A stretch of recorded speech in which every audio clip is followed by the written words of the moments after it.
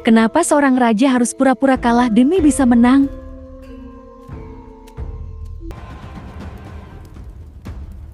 Tahun ke-1292 tanah Jawa bergetar, Singhasari runtuh, Jayakatwang naik tahta dengan darah.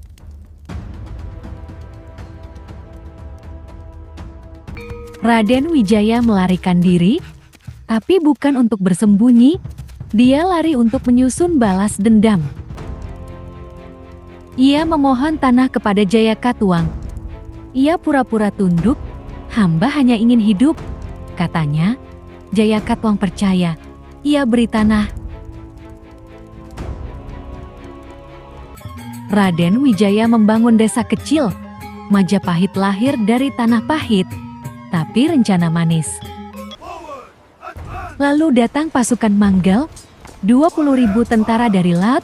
Mereka ingin balas dendam karena Kertanegara Raja Singhasari menolak tunduk pada Kaisar Kubilai Khan. Kertanegara sudah mati. Manggal bingung. Raden Wijaya datang tersenyum.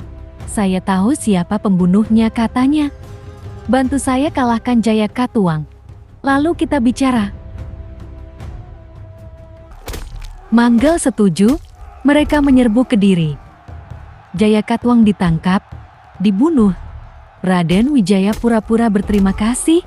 Ia jamu Manggal, ia beri hadiah, ia beri anggur. Pasukan Manggal yang mabuk dan lengah dipukul mundur. Mereka lari ke kapal, pulang ke negeri jauh, malu, tertipu. Raden Wijaya berdiri di atas tanah yang dulu ia minta dengan merendah. Kini ia mendirikan Majapahit. Bukan desa, tapi kerajaan.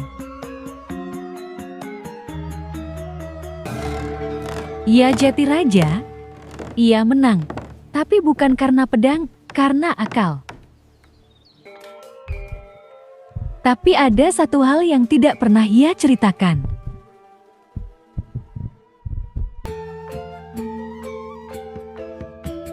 Ia menikahi 4 putri Kertanegara, bukan karena cinta, tapi karena warisan, karena darah, karena klaim tahta. Dan satu lagi, ia juga menikahi putri Jayakatwang, anak dari raja yang membunuh mertuanya. Kenapa? Karena Raden Wijaya tidak percaya pada pedang, ia percaya pada silsilah, pada darah, pada strategi. Ia tidak ingin membunuh semua musuh, ia ingin menjadikan mereka keluarga.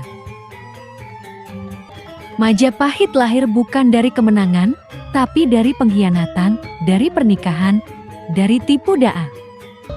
Dan dari seorang pria yang tahu, kadang untuk jadi raja, kau harus jadi penipu terbaik.